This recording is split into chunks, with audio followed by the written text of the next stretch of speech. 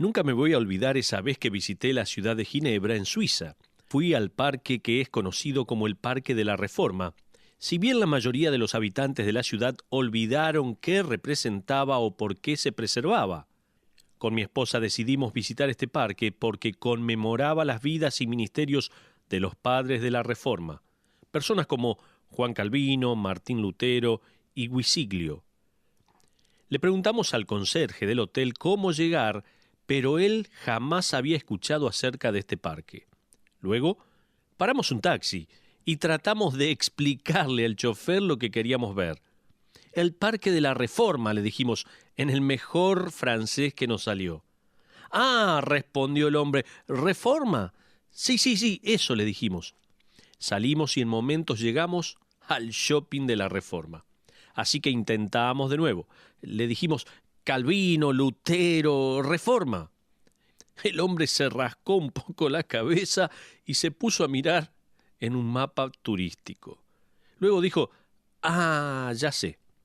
Salimos de nuevo y llegamos a un parque viejo con una reja despintada. Allí era. Caminamos, metiéndonos al parque y llegamos al memorial.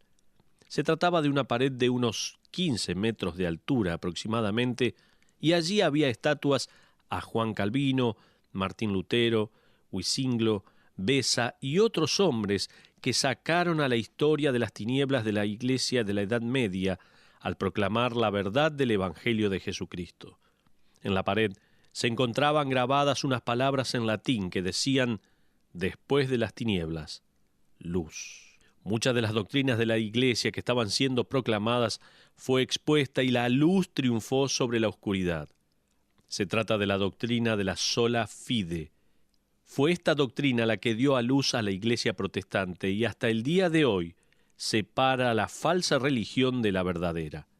Sola fide significa solo la fe y se refiere al tema de la justificación. Responde a las siguientes preguntas. ¿Cómo puede una persona estar bien con Dios? ¿Cómo puede una persona saber si va al cielo o no? ¿Con qué derecho reclama uno la entrada al cielo? Martín Lutero escribió lo siguiente por allá cerca del siglo XVI. Sola fide. Es el artículo con el cual y por el cual la Iglesia permanece en pie. Sin este, se desmorona.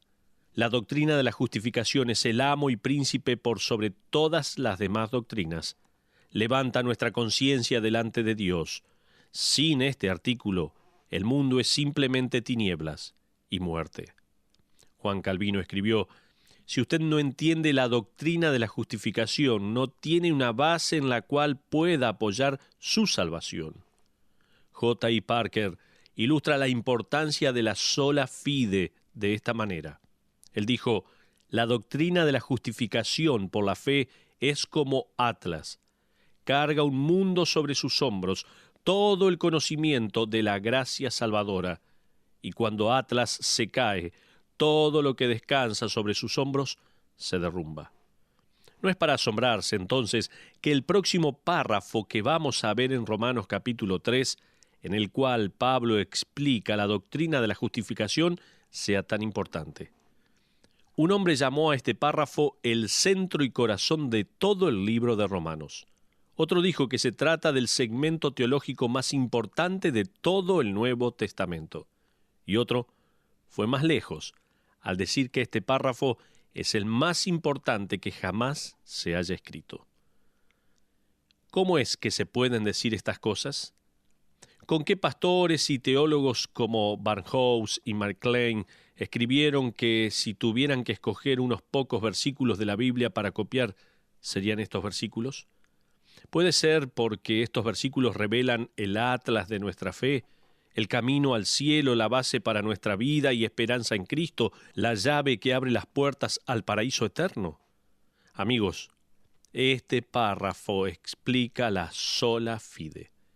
Pablo comienza con una increíble selección de palabras. Fíjese en Romanos capítulo 3, versículo 21. Busque en su Biblia, Romanos 3, 21, vamos a leer la palabra de Dios, que comienza con las palabras siguientes.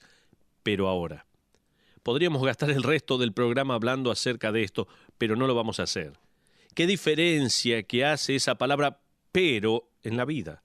¿Qué diferencia que revela en la comunicación? Por ejemplo, cuando padres han escuchado a sus hijos decir, iba a hacer mi tarea, pero... Tal vez cuando maridos han escuchado a sus mujeres decir, estaba manejando con cuidado, pero... Cuando muchachos han escuchado a una chica decir, me gusta mucho y eres un buen muchacho, pero... ¿Cuántos han escuchado al jefe decir, me gusta mucho tu idea, pero... ¿Cuántos han escuchado en una entrevista de trabajo, me gusta mucho su currículum, pero... Pero es una palabra que puede marcar toda la diferencia del mundo. Le acabo de dar unos pocos ejemplos negativos, y las buenas diferencias, me preguntaría usted, permítame darle algunos ejemplos. Cuando el médico dice, cuando me dijo sus síntomas me asusté un poco, pensé que bien sería un problema mayor, pero... Tal vez cuando el entrenador dijo, no pensé que tendría lugar en el equipo, pero... Cuando uno escucha esta, que es muy buena, diciendo, cuando te conocí no me pareció que fueras tan especial, pero... Cuando uno puede decir, estuvimos pasando un momento difícil, sin trabajo, pero... Cuando uno dice, nos dijeron que no podíamos tener un hijo, pero... Cuando uno puede decir, los médicos dijeron que no esperaban que el bebé viviera, pero... Mis padres siempre se resistieron al Evangelio, pero... Cuando uno puede decir, siempre huí de Dios, pero... Se da cuenta qué maravillosa palabra. Una palabra que cambia el rumbo de todo en la vida. Pablo usa esta palabra con frecuencia y David también lo hace. Pablo le escribió a los creyentes en Éfeso en el capítulo 2, versículo 12 al 13, donde dice, en aquel tiempo estabais sin Cristo, alejados de la ciudadanía de Israel y ajenos a los pactos de la promesa, sin esperanza y sin Dios en el mundo. Pero ahora en Cristo Jesús, vosotros que en otro tiempo estabais lejos, habéis sido hechos cercanos por la sangre de Cristo. Pablo predicó en Hechos, capítulo 13, versículos 29 y 30, diciendo, y habiendo cumplido todas las cosas que de él estaban escritas, quitándolo del madero, lo pusieron en el sepulcro. Pero Dios le levantó de los muertos. David dijo en el Salmo capítulo 3, versículos 2 y 3, muchos son los que dicen de mí, no hay para él salvación de Dios, mas tú, Jehová, eres escudo alrededor de mí. Lo que viene después de esta palabra pero o más puede hacer toda la diferencia del mundo. Cuando Charles Hughes fue secretario de Estado, acudió en una ocasión a una conferencia panamericana. Él le había dicho a su intérprete que se asegurara de estar al tanto de todo lo que se decía en portugués y castellano. Luego le dijo a su intérprete, escucha, si bien traducir a la par es importante, quiero que prestes especial atención a lo que cada orador dice después de pronunciar la palabra pero, ya que lo que sigue es lo que él habla realmente y que quiere decir. Qué importante. El apóstol Pablo, por casi 3 capítulos de Romanos, ha revelado las tinieblas del pecado, lo profundo de la depravación humana, el juicio justo de Dios sobre toda la humanidad y la imposibilidad de la humanidad de hallar a Dios, agradarle o relacionarse con Él. Él ha revelado que nadie es justificado, nadie es justo, nadie es aceptable, nadie es lo suficientemente bueno, nadie puede esperar vivir en un deleite eterno con Dios. Él concluye los versículos 20 y 21 con la descripción de la humanidad pecadora en silencio ante un Dios santo que está sin excusa, sin defensa y sin esperanza. Pero ahora, esto en conjunción con Romanos 6:23, donde dice, porque la paga del pecado es muerte, mas la dádiva de Dios es vida eterna en Cristo Jesús, Señor nuestro. Esto, en conjunción con Juan capítulo 9, versículo 25, cuando el hombre que había nacido ciego estaba siendo interrogado por los líderes judíos para que explicara cómo recibió la vista, los líderes estaban furiosos porque Jesús había ganado tanta fama al hacer este milagro. Ellos interrogaron al hombre y hasta llamaron a sus padres para cerciorarse de que este hombre había nacido ciego. Finalmente le dijeron: «Sabemos que este Jesús es un pecador. ¿Cómo pudo darte la vista?» Entonces él respondió y dijo: «Si es pecador no lo sé. Una cosa sé, que habiendo yo sido ciego, ahora veo». Otras traducciones dicen: «Antes era ciego, pero ahora veo». Esta es la revelación increíble de la justificación en Romanos capítulo 3. La verdad de nuestra esperanza se apoya en esa palabra pero.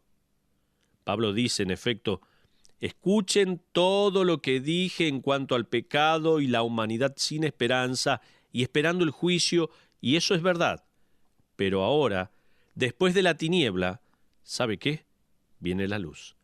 Se ha mostrado la oscuridad del pecado, pero ahora se pronuncia la liberación, la salvación». Pablo escribe en Romanos capítulo 3, versículo 21, «Pero ahora, aparte de la ley, se ha manifestado la justicia de Dios».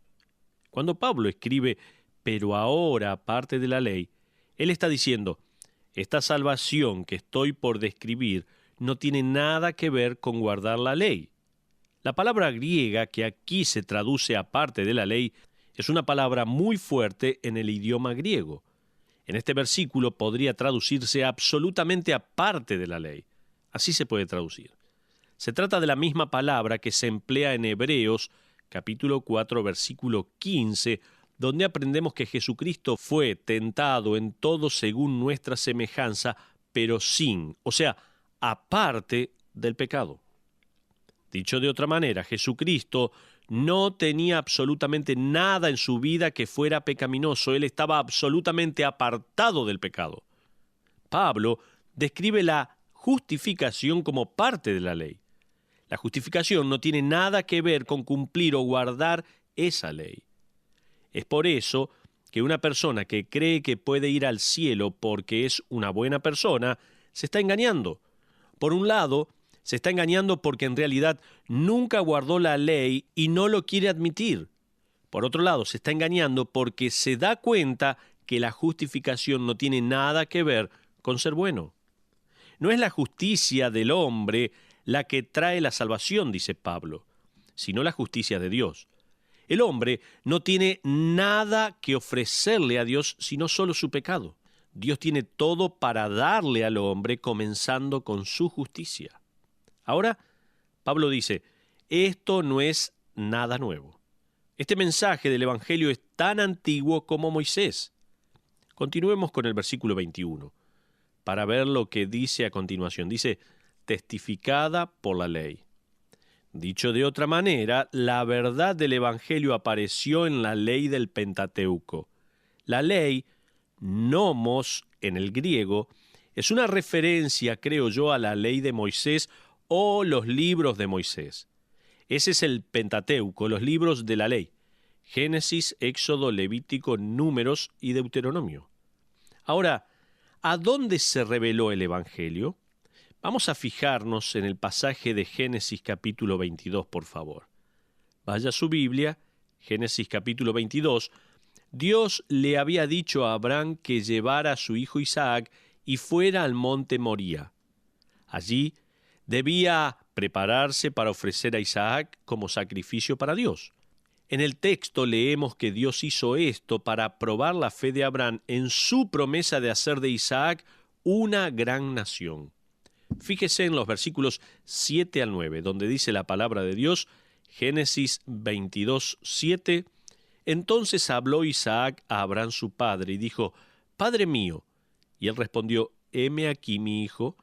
Y él dijo, «He aquí el fuego y la leña, mas ¿dónde está el cordero para el holocausto?» Y respondió Abraham, «Dios se proveerá de cordero para el holocausto, hijo mío».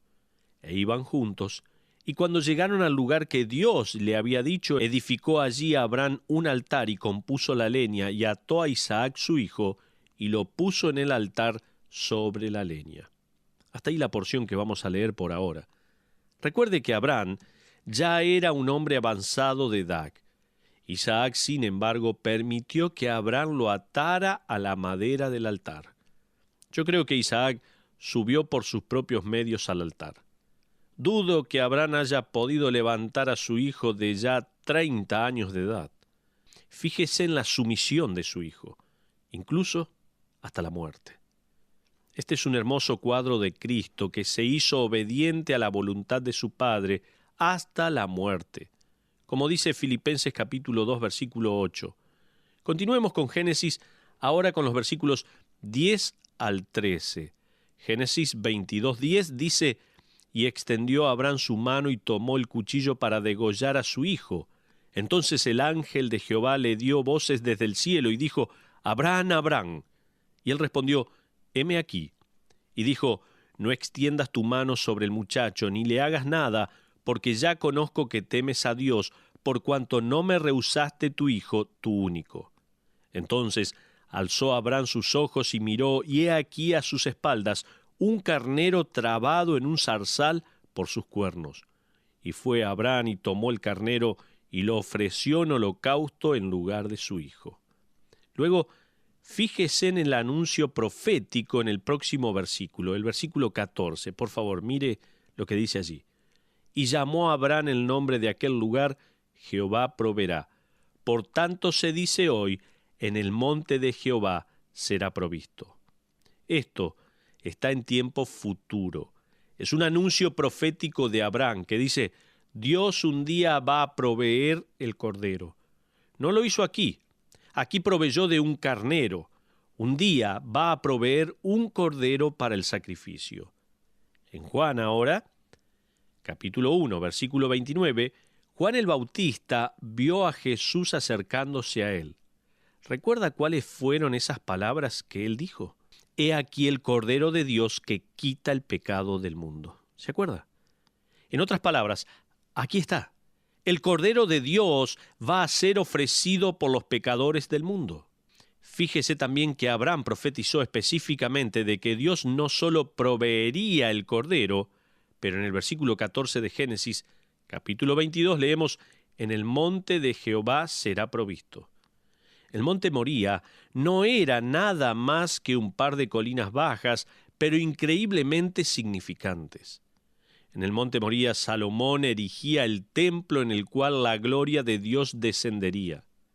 Más adelante, este sería destruido, y a una distancia muy cercana del templo se erigiría una ciudad y sería habitada por los descendientes de Abraham, una ciudad llamada Jerusalén. Para los tiempos de Jesús, ese grupo de colinas ya no se llamaba Moría, sino que se le había dado el nombre arameo por la manera en que estaba formada y se llamaba el Gólgota, que significa el lugar de la calavera. Eso está en Mateo capítulo 27, versículo 33. La profecía de Abraham se haría realidad. El mismo lugar en el cual Isaac fue un cuadro de Cristo dispuesto a ser ofrecido como ofrenda por el pecado, en ese mismo lugar, miles de años después, Jesucristo estaría en la cruz como la ofrenda por el pecado del mundo entero. El evangelio profético de Abraham se hizo realidad. Dios proveyó en ese monte el Cordero. Pablo continúa diciendo que el evangelio, también conocido como la justicia de Dios, no solo pudo verse en la ley, sino también lo vemos en los profetas. Por ejemplo, el profeta y rey David, en el Salmo capítulo 22, allí David profetizó en cuanto a la crucifixión de Cristo al escribir, con una inspiración muy precisa en el versículo 14 de esta manera: «He sido derramado como aguas, y todos mis huesos se descoyuntaron. Mi corazón fue como cera, derritiéndose en medio de mis entrañas».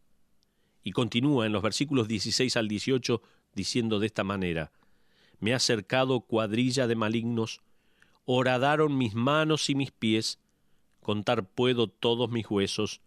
Entre tanto ellos me miran y me observan, repartieron entre sí mis vestidos, y sobre mi ropa echaron suertes».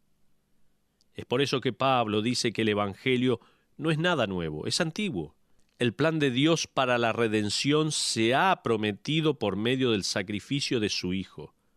La ley lo registra y los profetas lo predicaron. Entonces, la tiniebla del pecado ha quedado expuesta y la liberación de la salvación ha sido pronunciada. Finalmente, el libertador de los pecadores ha sido proclamado. Romanos capítulo 3, versículo 22 clarifica esto y dice: la justicia de Dios por medio de la fe en Jesucristo para todos los que creen en Él. Esta es la esperanza para la humanidad, proclama allí Pablo. La esperanza es la fe en Jesucristo. Pedro predicó el mismo evangelio de la fe en Cristo al decir en Hechos capítulo 4, versículo 12, y en ningún otro hay salvación, porque no hay otro nombre bajo el cielo dado a los hombres en que podamos ser salvos. Lo primero que uno debe entender en cuanto a la salvación es que no se trata de algo que usted provea para Dios, sino que es algo que Dios provee para usted. Entienda eso. Nosotros hemos quebrantado la ley y no tenemos excusa. No podemos hacer lo suficiente por más cosas buenas que podamos hacer para inclinar la balanza de nuestra pecaminosidad a un punto favorable. No podemos. Estamos condenados y en silencio estamos ante un Dios santo. Pero ahora hay esperanza para los desesperanzados, perdón para los pecadores, gracia para los culpables. ¿Cómo? Pablo responde allí: por medio de la fe en Jesucristo. Pero vamos a una conclusión. Vamos a concluir aquí por hoy, pero antes permítame contarle una historia que leí hace algún tiempo atrás. Se trata de una historia verídica de algo que sucedió en una favela en Brasil. María vivía con su hija Cristina en una pequeña casilla con pisos de tierra. El esposo de María falleció cuando Cristina era pequeña y ella hizo lo máximo posible para criar a su hija. Cristina, a esta altura, ya era una bella adolescente y llegó la hora en la cual fue a buscar un trabajo como sirvienta o mucama. El trabajo de María proveía lo suficiente como para comprar comida y vestido, pero no había lo suficiente como para vivir una vida normal. Así que era la hora de que Cristina encontrara un trabajo. Pero Cristina estaba con la idea de independizarse. Ya le había dicho varias veces a su madre que quería dejar esa favela y probar en una gran ciudad, buscar alguna oportunidad en Río de Janeiro. Su madre siempre reaccionaba con temor, diciéndole que la calle es muy cruel. María sabía eso. Si su hija se iba a la ciudad, no podría vivir por sí misma. Sabía exactamente lo que Cristina tendría que hacer para sobrevivir. Es por eso que el día en que María se levantó y vio la cama de su hija vacía, se largó a llorar. Sabía muy bien dónde se había ido Cristina. María se vistió rápidamente y se dirigió a la parada del autobús. Al llegar a Río de Janeiro, se dirigió a una pequeña farmacia. Juntó todo el dinero que podía gastar y se metió en una de esas cabinas de fotografía y se sacó todas las fotos que pudo. Ahora, armada con una cartera llena de fotos carnet en blanco y negro, se dirigió a la calle. Ella sabía que su hija no tenía un oficio como para ganar dinero y también sabía que el orgullo de Cristina, en el caso de estar con hambre, no le permitiría pedir y de esa manera sobrevivir. María fue a bares, hoteles y discotecas, a las esquinas donde las prostitutas se juntaban, y buscó a su hija. En cada lugar que visitaba pegaba una foto suya en la pared o en algún espejo. Visitó todo lugar que pudo. Atrás de cada foto ella había escrito el mismo mensaje. Finalmente se quedó sin dinero y sin más fotos, y aún no había encontrado a su hija. Cansada y desconsolada, se subió al autobús de vuelta a su casa. Varios meses más tarde, Cristina estaba bajando las escaleras de un hotel y vio una cara muy familiar pegada en un espejo del lobby del hotel. Ella la reconoció. Sus ojos se llenaron de lágrimas y se le hizo un nudo en la garganta. Ella caminó raudamente hacia la foto y la arrancó. Era la foto de su madre. Ella contempló esa foto por unos minutos y luego la dio vuelta. Al hacerlo pudo leer la siguiente nota: sea donde sea que estés, sea lo que fuere que estés haciendo, yo te perdono. Por favor, regresa a casa. Y Cristina regresó. Imagínese, contra la desazón oscura del corazón estaba la luz del perdón. Pecador, arruinado, sin esperanza, pero ahora el perdón ofrecido por medio de la fe en el Cordero de Dios que vino a quitar el pecado del mundo. Oh, el gozo de esas palabras, pero ahora. Esas palabras fueron puestas en forma poética por el señor Newton, quien escribió esto: sublime gracia, que rescató a un pecador como yo. Estuve perdido, pero he sido hallado. Estaba ciego, mas ahora puedo ver. Le pregunto a usted en este momento: ¿ha recibido el perdón de Dios? ¿Ya es salvo por la sangre de aquel Cordero derramada en la cruz del Calvario? Si todavía no recibió a Cristo, este es el momento para hacerlo.